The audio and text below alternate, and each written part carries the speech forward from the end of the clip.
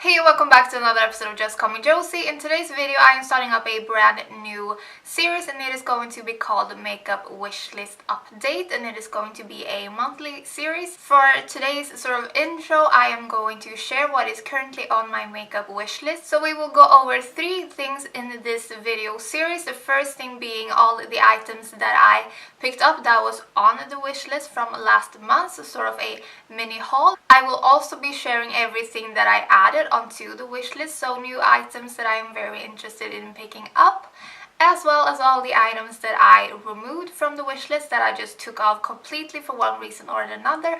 And I will of course share with you my thoughts on why I decided to remove that item. Now, since this is an intro, you obviously won't know what was on the wish list in June, but you will at least get to see the things that I decided to pick up from that wish list, and then I will present to you the current wish list as it is for July. I decided to splurge on one item for June, and that is the Charlotte Tilbury Hollywood Flawless Filter. I am currently wearing it underneath of my foundation as a primer. Now this one just swooped right in and took my first place as my favorite primer, and that says a lot. I usually don't have products that are completely new taking first place. It usually takes a couple of months for them to sort of climb the step and become my favorite. I will show you what it looks like on my hand. I bought the shade number 2 because I have a fairly light skin tone, and this one is quite warm in the undertone as well, which suits me great. So there you have a swatch of the Charlotte Tilbury in number 2 light. I hope you can tell how magical the sheen on this one is. It is quite special in my opinion. I have nothing like it. Now I love that this one is quite intense while still looking natural. I don't know how it pulls that off, but it does. So I am actually quite happy that I took the plunge on this one. It is quite expensive indeed, so if you do have an illuminating primer that you thoroughly enjoy, I wouldn't suggest picking this one up just because the price tag is quite steep. But if you haven't been able to find that holy grail one, then this one might be worth looking at. I also picked up a drugstore primer. This one is also supposed to be illuminating. Now this one is quite interesting because it's supposed to be a sort of smoothing pore filling primer as well as an illuminating primer all in one, and I don't really understand how that would work, so I was really intrigued to pick this one up because of that.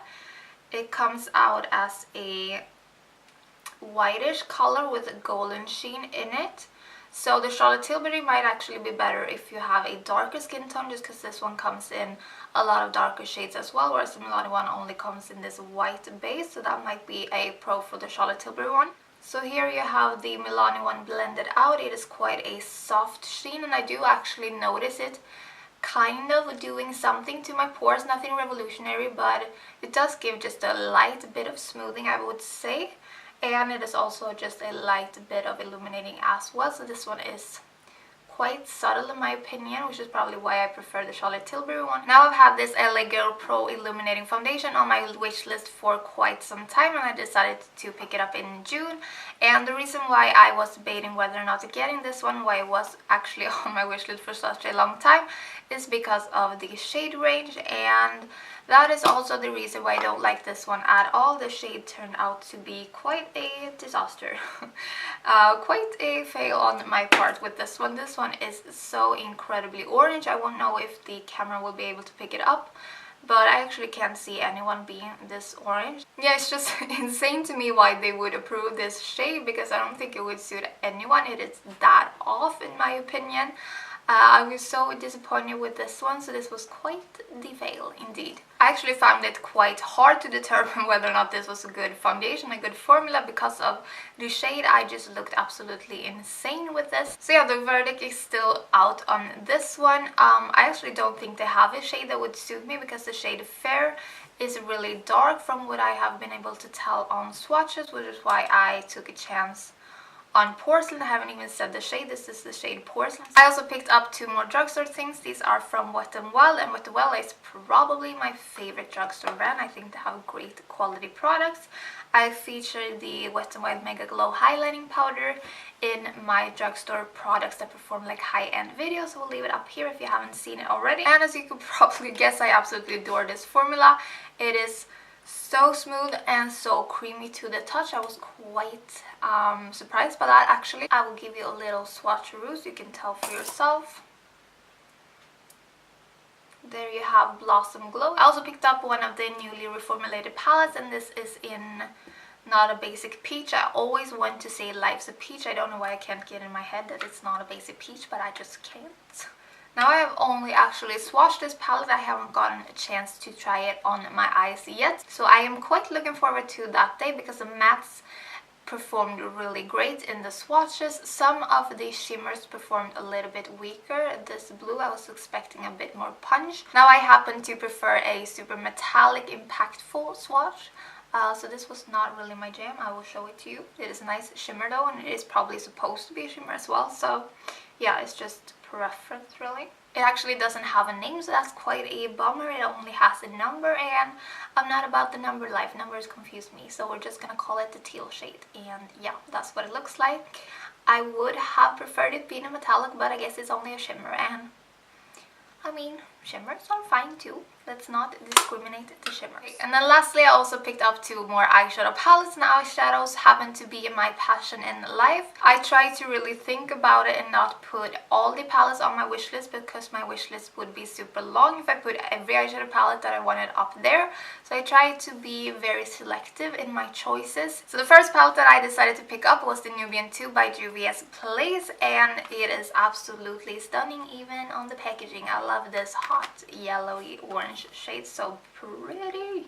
And when I opened it up the first time, I was quite surprised to see the actual size of the pans. They are humongous, which I have no problem with at all. I love that you get a huge amount of product for the price you're paying, and the price is also really great, so there's just a win-win situation in my book. Now the color story is definitely what drew me into this palette the most, and the reason why I decided to pick it up. I have nothing like it. I have some unique shades in here, which is what I'm looking for now.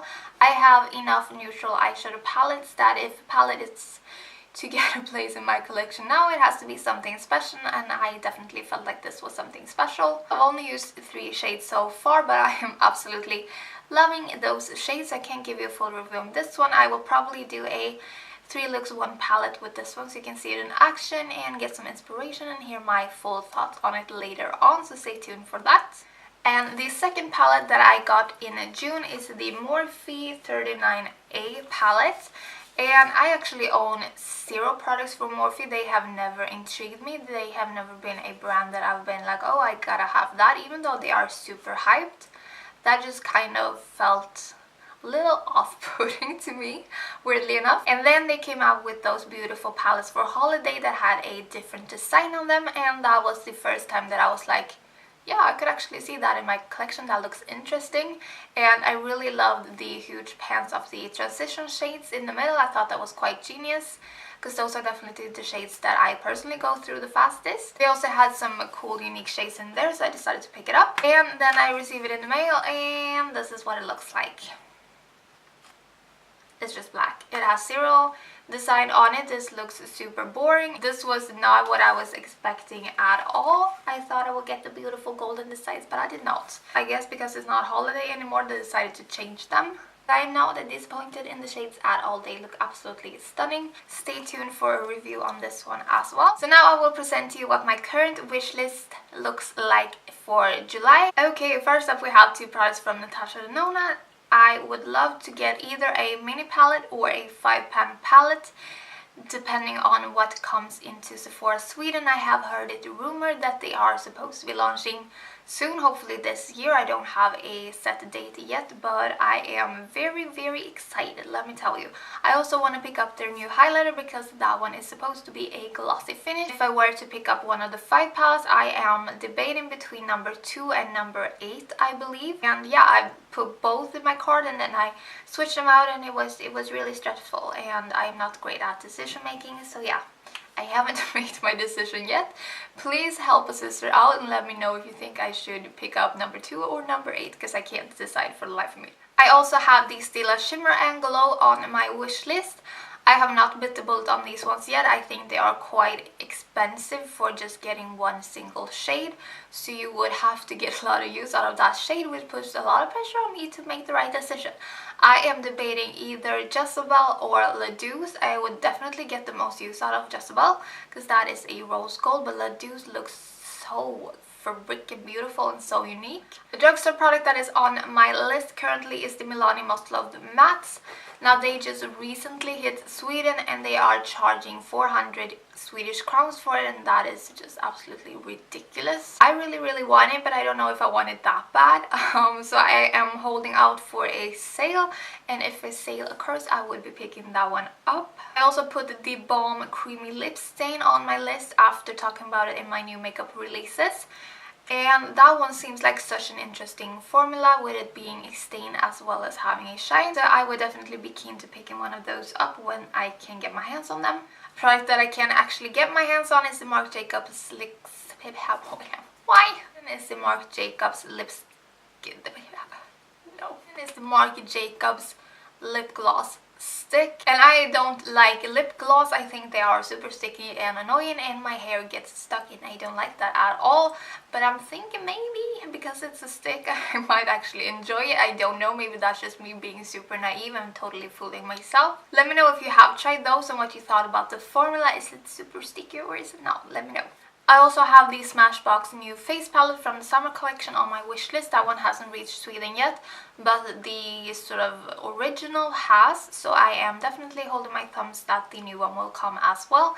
That will in that case be my first ever face palette. I also have the Charlotte Tilbury Beauty Light one on my list. It is still out of stock on Cult Beauty, but once it gets in stock it is going to be mine and I am really excited about it. After picking this one up and falling madly in love with it, I thought that I would probably really enjoy the highlighter as well. I also put the new Ofra Star Island highlighter on my list. That one looks to be a great shade for my personal complexion. Almost all the highlighters that they had previous to that one were way too dark, except for the Beverly Hills that I have right here. So since I have this one, I don't need it, but I do definitely want it, so it is on my wish list for that reason, because I wish to have it. I also put the Gimme Glow Summer Vibes palette on my wish list. I don't know if that one is limited edition. If it is, I won't pick it up. But if it actually is permanent, then I would be keen to pick it up. I saw, I believe it was Puffin's wife using it. It looks so beautiful. I definitely want it. Now I know absolutely nothing about the brand or the quality or anything like that. So if you happen to have any insider information, do let me know in the comments.